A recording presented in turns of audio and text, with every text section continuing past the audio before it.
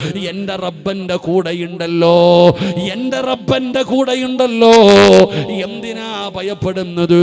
എന്തിനാ ഭയപ്പെടുന്നത്? അല്ല മതി പെങ്ങള്, അല്ല മതി ചെറുപ്പക്കാരാ, അല്ല മതിയടാ പൊന്നുമോര്. ഏത് പ്രതിസന്ധിയിലും നിന്നെ രക്ഷപ്പെടുത്താൻ അല്ലയുണ്ടല്ലോ. ആ വിശ്വാസമാണ് നമുക്ക് വേണ്ടത്, ആ ഉറച്ച വിശ്വാസമാണ് നമുക്ക് വേണ്ടത്. അവിടെയാണ് നമുക്ക് പലർക്കും പരാജയം സംഭവിച്ചത്. അതുകൊണ്ട് എന്റെ പ്രിയപ്പെട്ടവരോട് പറയുകയാ, അല്ലാഹുവിന്റെ വിശുദ്ധമായ ഖുർആൻ പറയുകയാ, രണ്ടാമത്തെ പ്രതിഫലം എന്തെന്നറിയുവോ? ഇന്നല്ലാഹ ബാലിഗു അംരിഹി ഖദ് ജഅലല്ലാഹു ലികുല്ലി ശൈഇൻ ഖദറാ. പരിശുദ്ധമായ ഖുർആൻ ഇവിടെന്ന് പറയുകയാ, അല്ലയവന് മതിയാവുകയാണ്, അല്ല മതിയാവുകയാണ്, അല്ലാഹു നമുക്ക് മതിയാവുകയാണ്. എന്റെ പ്രിയപ്പെട്ടവരെ, ഖുർആൻ പറയുന്ന മൂന്നാമത്തെ പ്രതിഫലം എന്താ? തവക്കൽതു അലല്ലാഹ് എന്ന് പറയുന്നവർക്ക് അല്ലാഹു കൊടുക്കുന്ന മൂന്നാമത്തെ പ്രതിഫലം എന്തെന്നറിയോ? അല്ലാഹു അവർക്ക് ഉപജീവനം കൊടുക്കുകയാ. അല്ല തന്നെ തരുമടോ, കഴിക്കാനുള്ള ഭക്ഷണം അല്ലാഹു തരികയാണ്. ഉപജീവനത്തിൽ അല്ലാഹു ബർക്കത്ത് ചെയ്യുകയാണ്. അല്ലാഹു അവന് ഭക്ഷണം കൊടുക്കുകയാണ്. പരിശുദ്ധമായ ഖുർആൻ നബിതങ്ങൾ അവിടെന്ന് പറയുകയാ, അല്ലാഹുവിന്റെ പ്രവാചകൻ അവിടെന്ന് പറയുകയാണ്, അതാ കടപ്പുറത്ത് പോകുന്നവരാണല്ലോ ഒടിഞ്ഞ വയറുമായിട്ട് അതാ രാവിലെ കൂട്ടിൽ നിന്ന് ഇറങ്ങി പോകുന്ന പറവകളുണ്ടല്ലോ, അതാ അടിച്ചു വരുന്ന തിരമാലകളുടെ നടുവിലൂടെ ആ പറവകൾ ഇങ്ങനെ പാഞ്ഞു പോവുകയാണ്. എവിടേക്കാണ്? അവരുടെ റിസ്ക് തേടിയിട്ട്, അവരുടെ ഭക്ഷണം തേടിയിട്ട്, അവസാനം വയറ് നിറച്ചു ഭക്ഷണം കഴിച്ചിട്ട് അതാ തന്റെ മക്കൾക്കുള്ള ഭക്ഷണവുമായിട്ട് ആ പറവകൾ തിരിച്ചു വരുന്നല്ലോ. അവർക്ക് ഭക്ഷണം കൊടുക്കുന്നതാരാ? അവർക്ക് ഭക്ഷണം കൊടുക്കുന്നതാരാ? അല്ലയാണ് ഭക്ഷണം കൊടുക്കുന്നത്. അതുകൊണ്ട് വഅദ കേൾക്കാമെന്നവര് തവക്കൽതു അലല്ലാഹ് എന്ന് പരമേൽപ്പിക്കുന്നവർക്ക് അല്ലാഹു നല്ല ഉപജീവനം കൊടുക്കുകയാ. ആരുടെ മുമ്പിലും കൈനീട്ടേണ്ട അവസ്ഥ വരൂല, ഒരാളുടെ മുമ്പിലും കൈനീട്ടി യാചിക്കേണ്ട അവസ്ഥ അല്ലാഹു വരുത്തൂല. പക്ഷേ അല്ല ആരാണെന്ന് പഠിക്കണം. ഒരു ഉദാഹരണം ഞാൻ പറയട്ടെ. മഹാനായ ഹാത്തിമുൽ അസം റളിയല്ലാഹു തആല അൻഹു, ഹാത്തിമുൽ അസം റളിയല്ലാഹു തആല അൻഹു തന്റെ ഭാര്യ സന്താനങ്ങളോടൊപ്പം തന്റെ കുടുംബത്തോടൊപ്പം വീട്ടിലിരിക്കുകയാണ്. അപ്പോഴാണ് കുറച്ച് ആൾക്കാരെ കടന്നു വരുന്നത്. തങ്ങളെ, ഞങ്ങൾ ഈ വർഷം ഹജ്ജിന് പോവുകയാ.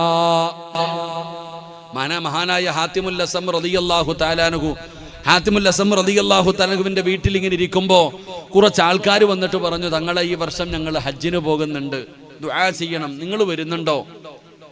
മഹാനായ ഹാത്തിമുൽ അസം തങ്ങളോട് ചോദിച്ചു, നിങ്ങൾ ഹജ്ജിന് വരുന്നുണ്ടോ? മഹാനവറുകൾ പറഞ്ഞു, ഞാൻ പറയാം, അള്ളാഹു നിങ്ങളുടെ യാത്ര ഹൈറിലാക്കട്ടെ, പറഞ്ഞു വിട്ടു. മഹാനായ ഹാത്തിമുൽ അസം റളിയല്ലാഹു തആല അൻഹു തന്റെ ഭാര്യയും മക്കളും ഇരിക്കുമ്പോൾ പറഞ്ഞു, എനിക്കും ഹജ്ജിന് പോകണമെന്ന് ആഗ്രഹമുണ്ട്, എനിക്കും ഹജ്ജിന് പോകണമെന്ന് ആഗ്രഹമുണ്ട്, പക്ഷേ കുറച്ച് പൈസ മാത്രമേ ഉള്ളൂ, ഹജ്ജിന് പോകണമെന്ന് ആഗ്രഹമുണ്ട്. ആ സമയത്ത് ഭാര്യയും മക്കളും പറഞ്ഞു, ഭാര്യ പറഞ്ഞു, ഹജ്ജിന് പോകാനുള്ള പൈസയൊക്കെ ഉണ്ട്, പക്ഷെ നിങ്ങൾ പോയി കഴിഞ്ഞാൽ ഞങ്ങൾ പട്ടിണിയായി പോകുമല്ലോ.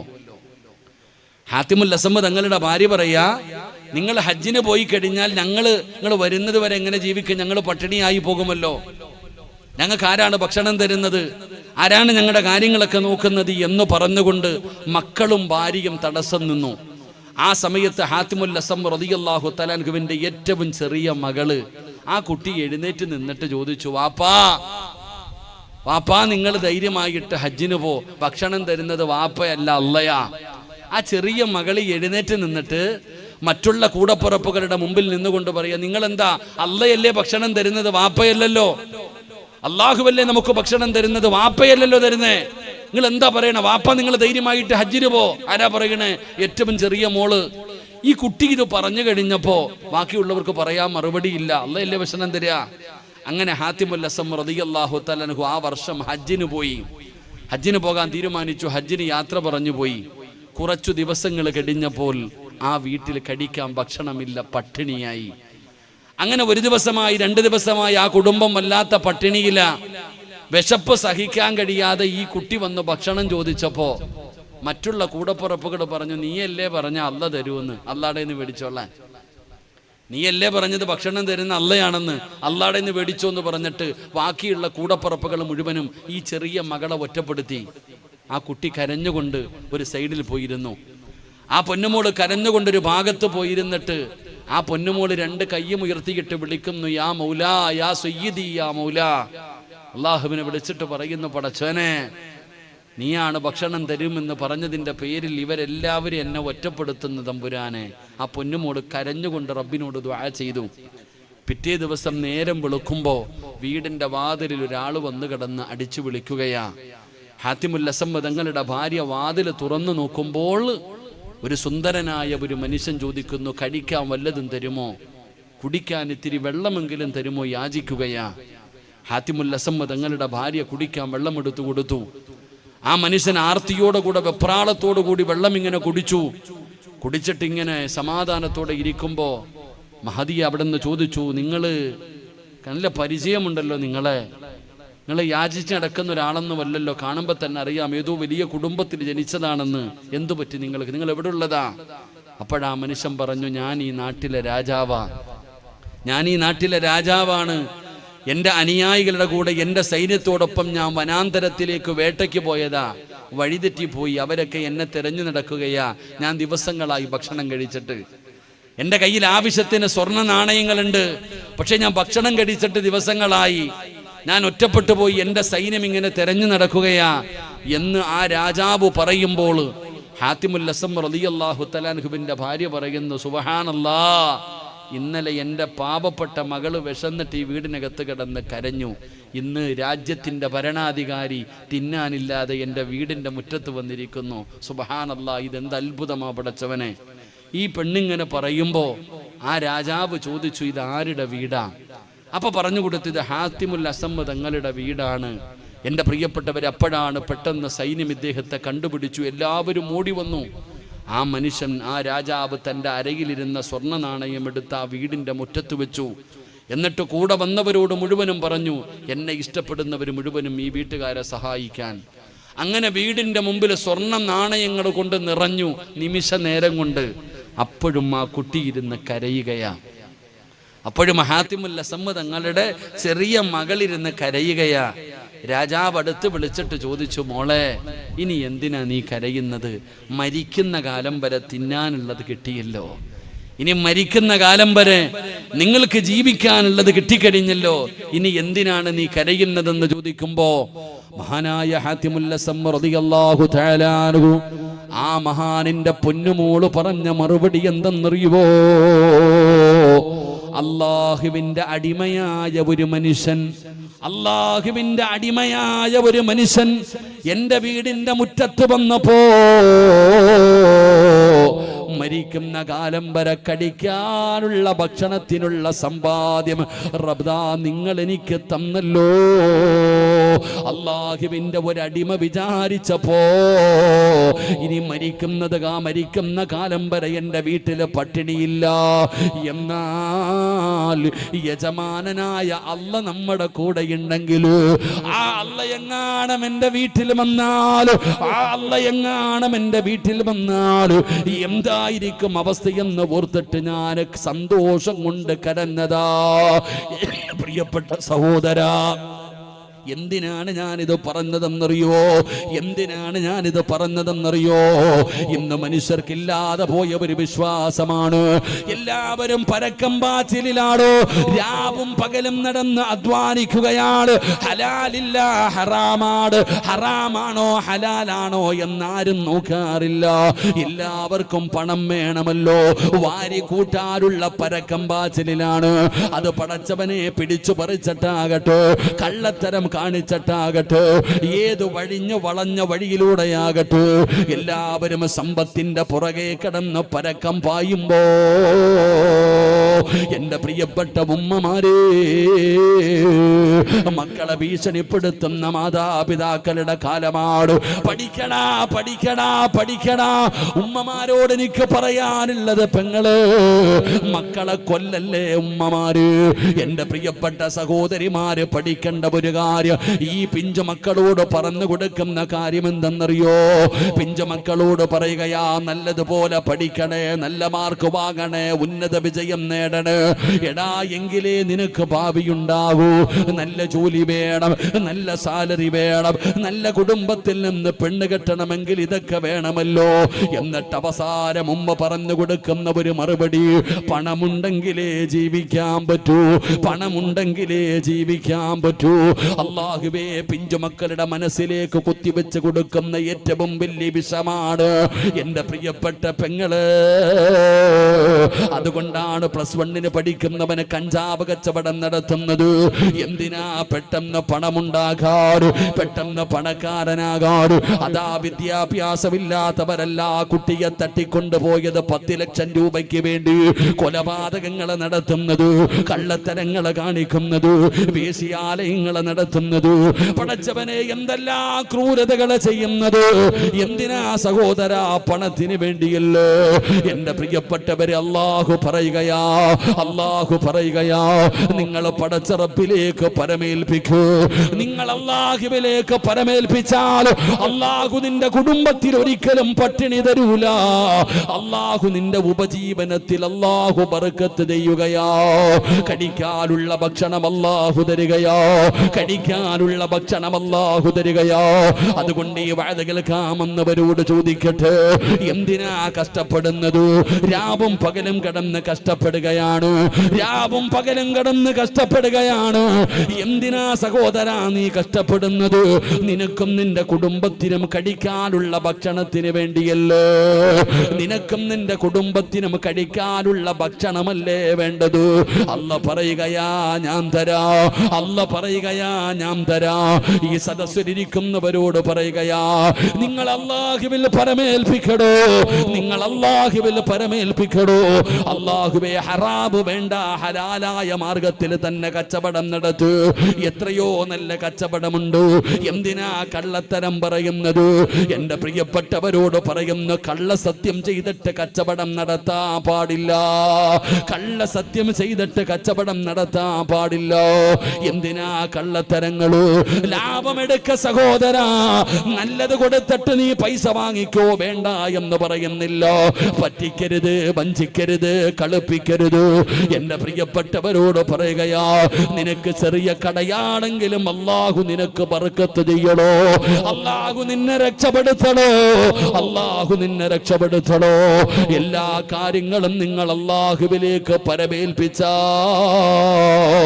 നിനക്ക് വേണ്ടത് അല്ലാഹു നിനക്ക് തരുമെന്ന് ആദരവായ പ്രവാചകൻ നബി മുഹമ്മദ് മുസ്തഫ സല്ലല്ലാഹു അലൈഹി വസല്ലമ തങ്ങൾ പറയുമ്പോൾ, ഈ വല്ലാത്ത പ്രതിസന്ധിയുടെ സമയത്ത് ഇവിടെ ഒരുമിച്ച് കൂടിയവരോട് എനിക്ക് പറയാനുള്ളത്, നിങ്ങൾക്ക് ഭക്ഷണം വേണോ സഹോദരാ? മരിക്കുന്ന കാലം വരെ ഒരാളുടെ മുമ്പിലും കൈനീട്ടാതെ ജീവിക്കണമല്ലോ. ഇതിനല്ലേ നമ്മൾ കഷ്ടപ്പെടുന്നത്? ഇതിനു വേണ്ടിയല്ലേ നിങ്ങൾ കഷ്ടപ്പെടുന്നത്? എങ്കിൽ അല്ലാഹു പറയുകയാണ്, അല്ല പറയുകയാ, ആർക്കാണ് ഭക്ഷണം വേണ്ടത്? ആർക്കാണ് ഭക്ഷണം വേണ്ടത്? ഞാൻ തരാ മനുഷ്യ, ഞാൻ തരാ മനുഷ്യ. നിങ്ങൾക്ക് കഴിക്കാനുള്ള ഭക്ഷണം ഞാൻ തരാ. ഒരു ദിവസമല്ല, ഒരാഴ്ചയല്ല, ഒരു മാസമല്ല, ഒരു കൊല്ലമല്ല, മരിക്കുന്ന കാലം വരെ നിനക്ക് കഴിക്കാനുള്ള ഭക്ഷണം ഞാൻ തരാമെന്ന് ഈ ലോകത്തിന്റെ അധിപനായ പടച്ചറപ്പ് അല്ല പറയുകയാ. തവക്കൽതു അലല്ലാഹ് എന്ന് പറയുന്ന മനുഷ്യന് കിട്ടുന്ന മൂന്നാമത്തെ ഗുണം, നിന്റെ ഉപജീവനം അല്ലാഹു ഏറ്റെടുക്കും. അല്ലാഹു നമുക്ക് ഭാഗ്യം തരുമാറാകട്ടെ. ഉറക്കപ്പറ, അല്ലാഹു ഭാഗ്യം തരുമാറാകട്ടെ. പിരിവിന് പോണോ? പിരിവിന് പോണോ? യാചിക്കാൻ പോണോ? ഒന്നും വേണ്ട.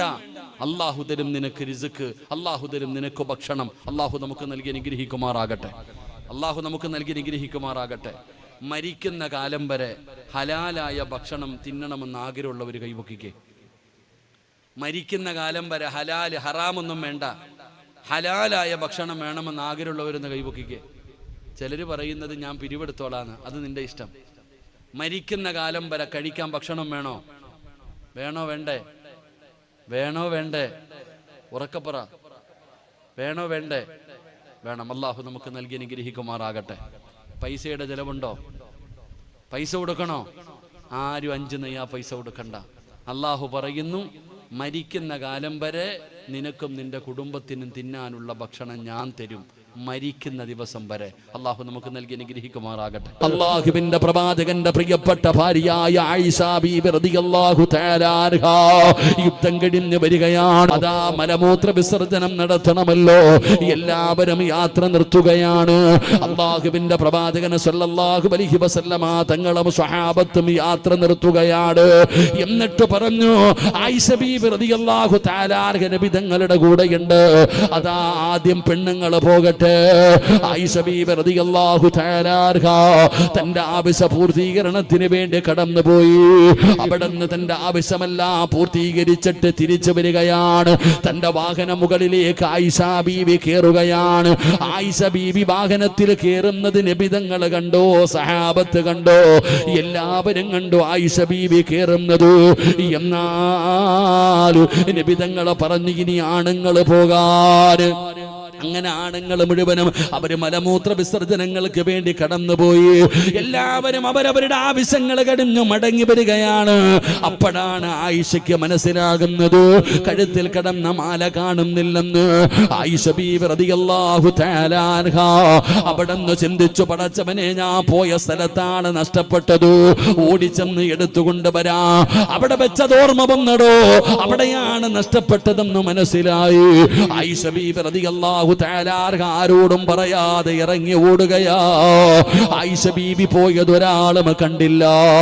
അവസാനം ആണുങ്ങൾ മുഴുവനും തിരിച്ചു വന്നു. അള്ളാഹുവിന്റെ പ്രവാചകനും സഹാബത്തും അവിടെ നിന്ന് യാത്ര തുടരുകയാ. കാരണം ആയിഷ ബീബി അതിലേക്ക് കയറുന്നത് എല്ലാവരും കണ്ടവരാണ്. അങ്ങനെ എല്ലാവരും അവിടെ നിന്ന് യാത്ര തുടർന്നു. ആയിഷ ബീബി റളിയല്ലാഹു തആല അൻഹ മാലയുമായിട്ട് തിരിച്ചു വരുമ്പോ സുബ്ഹാനല്ലാഹ്, കൂടെ വന്നവരെല്ലാവരും പോയിരിക്കുകയാണ്. നബി തങ്ങളും സ്വഹാബത്തും പോയി. ഇനി എന്ത് ചെയ്യണമെന്നറിയില്ല. ആയിഷ ബീബി അവിടെ ഇരുന്ന് കരയുകയാണ്. ആയിഷ ബീബി അവിടെ ഇരുന്ന് കരയുകയാണ്. അപ്പോഴാണ് പടച്ചവരെ സഫ്വാൻ എന്ന് പറയുന്ന ഒരു ചെറുപ്പക്കാരൻ വരുന്നത്. വാഹനത്തിന്റെ മുകളിൽ സഫ്വാൻ തങ്ങൾ ഇങ്ങനെ വരികയാണ്. എന്തിനാണ് ഒറ്റയ്ക്ക് വരാനുള്ള കാരണം എന്തെന്നറിയുമോ? എന്തെങ്കിലും കളഞ്ഞു പോയാൽ അത് എടുത്തു കൊണ്ടുവരാൻ പുറകിൽ വരുന്ന സ്വഹാബിയാ. ആ സഫ്വാൻ തങ്ങൾ ഇങ്ങനെ വരുമ്പോ ഒരു പെണ്ണിരുന്ന് കരയുകയാ. ഒരു പെണ്ണിരുന്ന് കരയുകയാ. ആരാണെന്ന് മനസ്സിലാകുന്നില്ല, ആരാണെന്ന് മനസ്സിലാകുന്നില്ല. അതാ സഫ്വാൻ തങ്ങൾ ചോദിക്കുന്നു, ആരായിരുന്നു കരയുന്നത്? ആരാ ഒറ്റയ്ക്കിരുന്ന് കരയുന്നത്? ആയിഷ ഉമ്മഹാത്തുൽ മുഅ്മിനീൻ മഹ്ദി ആയിഷ. റസൂലിന്റെ പ്രിയപ്പെട്ട ഭാര്യ ആയിഷ ബീബി റളിയല്ലാഹു തആല അൻഹയാണ്. സഫ്വാൻ തങ്ങൾ പറഞ്ഞു, ഇന്നാലില്ലാ. അല്ലാഹുവിന്റെ പ്രവാചകന്റെ പ്രിയപ്പെട്ട ഭാര്യ ആയിഷയോ ചാടിയിറങ്ങുകയാണ്. വാഹനത്തിന്റെ മുകളിൽ നിന്ന് ചാടിയിറങ്ങി, കേറുമ്മ, ഈ വാഹനത്തിന്റെ മുകളിലേക്ക് കേറുമ്മ, ഇവിടെ ഒറ്റയ്ക്കിരിക്കല്ലേ ഉമ്മ, ഈ സഫ്വാൻ കയറ് പിടിച്ചു നടക്കാം. വാഹനത്തിന്റെ കയറ് പിടിച്ചിട്ട് ഞാൻ മുമ്പിൽ നടക്കാം. ആയിഷ ഉമ്മയോട് പറഞ്ഞു, വാഹനത്തിൽ കയറാൻ വേറെ ഒരു വഴിയില്ലല്ലോ. ആയിഷ ബീബി റളിയല്ലാഹു തആല അൻഹ വാഹനത്തിന്റെ മുകളിൽ കയറുകയാണ്. പടച്ചവനെ, യാത്ര തുടരുകയാണ്. കുറച്ച് മുന്നോട്ട് ചെന്ന് കഴിഞ്ഞപ്പോഴാണ് ആയിഷ ബീബി ഇല്ലെന്ന് നബി തങ്ങൾ അറിയുന്നത്. എല്ലാവരും വല്ലാത്ത പ്രയാസത്തിലായി. ആയിഷയെ കാണുന്നില്ല. അള്ളാന്റെ റസൂലിന്റെ ഭാര്യയായ ആയിഷയെ കാണുന്നില്ല. സ്വഹാബത്ത് മുഴുവനും ചർച്ചയാണ്. എന്തു പറ്റി ആയിഷയ്ക്ക്? ആയിഷാനെ കാണാതെ വന്നപ്പോ എല്ലാവരും ഇങ്ങനെ വളരെ പ്രയാസത്തിലാണ്. അങ്ങനെ എല്ലാവരും പ്രയാസപ്പെട്ടു നിൽക്കുമ്പോ സഫ്വാൻ എന്ന് പറയുന്ന സ്വഹാബി കയറു പിടിച്ചു നടക്കുകയാണ്. ആയിഷ ബീബി റളിയല്ലാഹു തആല അൻഹാ വാഹനപ്പുറത്തിരിക്കുകയാണ്. നബി തങ്ങളെ കണ്ടു, ഓടി വന്നിട്ട് അല്ലാഹുവിന്റെ റസൂലിനെ കെട്ടിപ്പിടിച്ചു. യാ റസൂലല്ലാഹ്, ഇതാണ് നടന്നത് നബിയേ, ഇതാണ് നടന്നത് നബിയേ. അല്ലാഹുവിന്റെ റസൂലിനോട് പറയുകയാ, നബി തങ്ങളോട് പറയുകയാണ്, അങ്ങനെ സമാധാനമായി യാത്ര തുടങ്ങാൻ പോകുമ്പോ മുനാഫിക്കീങ്ങളുടെ നേതാക്കന്മാരിൽപ്പെട്ട അബ്ദുല്ലാഹ് ഇബ്നു സലൂൽ എന്ന് പറയുന്ന ഒരു വൃത്തികെട്ടവനുണ്ടായിരുന്നു. അവനവിടെന്ന് പറയുകയാ, രണ്ടുപേരും ചെറുപ്പക്കാരാ, ഒരുപാട് നേരം ഒറ്റയ്ക്ക് യാത്ര ചെയ്ത് വന്നതല്ലേ, എന്തെങ്കിലും നടന്നിട്ടുണ്ടാകും. അള്ളാഹു കാത്തിരക്ഷിക്കുമാറാകട്ടെ. അവനാ തുടങ്ങിയത്. ആ സഫ്വാൻ എന്ന് പറയുന്ന സഹാബിയെയും ആയിഷ ബീബിയെയും ചേർത്തിട്ട് ഇവരെന്തെങ്കിലുമൊക്കെ നടന്നിട്ടുണ്ടാകും, ഒറ്റയ്ക്ക് വന്നതല്ലേ എന്ന് പറഞ്ഞുകൊണ്ട് ഇവൻ പറഞ്ഞു തുടങ്ങി. സത്യത്തിൽ നിങ്ങൾ മനസ്സിലാക്കേണ്ടത്, ആയിഷ ബീബിയോട് ആ സഫ്വാൻ എന്ന് പറയുന്ന ചെറുപ്പക്കാരൻ എന്തു പറ്റിയെന്ന് പോലും ചോദിച്ചില്ല. എന്താ ഉമ്മ സംഭവിച്ചത്, നിങ്ങൾ എങ്ങനെയാണ് ഒറ്റപ്പെട്ടത് എന്ന് പോലും ആ സഹാബി ആയിഷ ബീബി റളിയല്ലാഹു തആലയോട് ചോദിച്ചില്ല. ഇരിക്കുന്നത് കണ്ടു, ആയിഷയാണെന്ന് പറഞ്ഞു, കേറാൻ പറഞ്ഞു, ഇത്ര തന്നെ. ഒരു വാക്കുപോലും മിണ്ടിയില്ല. ആ സഹാബിയെയും അള്ളാഹുവിന്റെ റസൂലിന്റെ ഭാര്യയായ ആയിഷ ബീബി റളിയല്ലാഹു തആല രണ്ടുപേരെയും ചേർത്തിട്ട് വ്യഭിചാരത്തിന്റെ ആരോപണം പറഞ്ഞു തുടങ്ങി. അള്ളാഹു നമ്മളെ കാത്തിരക്ഷിക്കുമാറാകട്ടെ. ഉറക്കെ പറ, അള്ളാഹു നമ്മളെ കാത്തിരക്ഷിക്കുമാറാകട്ടെ. അന്നും അങ്ങനെ ഇന്നും അങ്ങനെ. ഒരു ചെറുപ്പക്കാരൻ പറഞ്ഞു, ഉസ്താദെ, കല്യാണം മുടക്കുന്ന ഒരുപാട് ആൾക്കാരുണ്ട്, പ്രായമാകി കല്യാണം മുടക്കുന്നവരുണ്ടെന്ന് പറഞ്ഞു. അള്ളാഹു ആ സഹോദരന് നല്ല ഒരു ജീവിതം കൊടുത്ത് അനുഗ്രഹിക്കുമാറാകട്ടെ. ആമീൻ പറ. മുടക്കട്ടെടാ ചങ്ങാതി, നിന്റെ കല്യാണം മുടങ്ങുന്നെങ്കിൽ മുടങ്ങട്ടെ, നിന്റെ സമയം ആയില്ല, അങ്ങനെ വിചാരിച്ചാൽ മതി. നിനക്ക് സമയമാകുമ്പോൾ ഈ തല കുത്തി കിടന്ന് മുടക്കിയാലും നിന്റെ കല്യാണം നടക്കും. അള്ളാഹു ബർക്കത്ത് ചെയ്യുമാറാകട്ടെ. ഏറ്റവും നല്ലത് ആ മുടക്കുന്ന ആൾക്കാർക്ക് ആഫിയത്തുള്ള ദീർഘായുസിന് വേണ്ടി ദുആ ചെയ്യ്. അള്ളാഹു അവർക്ക് ആഫിയത്തുള്ള ദീർഘായുസ് കൊടുക്കുമാറാകട്ടെ. ആമീൻ പറ.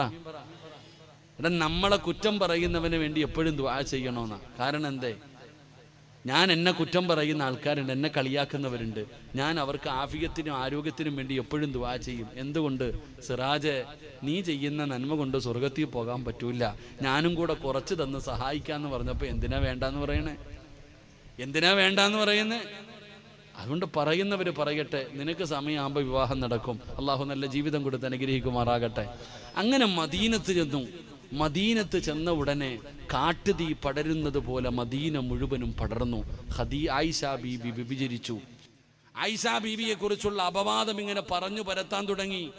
എല്ലാവരും വിശ്വസിച്ചു. കാരണം ആരാ പറഞ്ഞത്? നബി തങ്ങളുടെ കൂടെ പോയവര്. അതാണല്ലോ അള്ളാന്റെ റസൂൽ സല്ലല്ലാഹു അലൈഹി വസല്ലമ തങ്ങളുടെ കൂടെയുള്ളവരാ പറഞ്ഞത് ആയിഷ തെറ്റ് ചെയ്തു എന്ന്. അങ്ങനെ ഒരു നാട് മുഴുവനും ചർച്ചയായി. എവിടെ നോക്കിയാലും ആയിഷ. അല്ലാഹുവിന്റെ പ്രവാചകൻ സല്ലല്ലാഹു അലൈഹി വസല്ലമ തങ്ങൾ പള്ളിയിൽ പോകും, നിസ്കരിക്കും, ഒരാളോട് പോലും മിണ്ടാറില്ല. നബി തങ്ങളുടെ വീട്ടിലേക്ക് കടന്നു വരികയാണ്.